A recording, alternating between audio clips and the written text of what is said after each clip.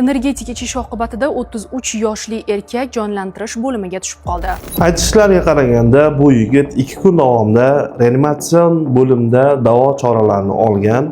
Energetiklarning eng qo'rqinchli ta'sirlaridan biri bu yurak-qon tomir sistemasiga bo'ladi. Ko'p holatlarda yurak aritmiyalariga, miokard infarktiga, gipertoniya kasalligiga, ba'zi holatlarda o'lim holatlari bilan ham yakunlanishi mumkin bo'ladi. Energetiklar nerv sistemasiga ham juda ham kuchli ta'sir ko'rsatadi. Uyqusizlik, har xil titroqlar keltirib chiqarishi mumkin va yana bitta qo'rqinchli ta'sirlardan biri uning tarkibida shakarning juda ham ko'pligida. Shakar ko'p iste'mol qilgani hisobiga bu insonda qandli diabet riskini oshiradi. Bu videoni energetik juda ham ko'p ichadigan do'stingizga yuborib qo'ying va shu kabi ma'lumotlar qiziqarli bo'lsa, bizning sahifamizga obuna bo'ling.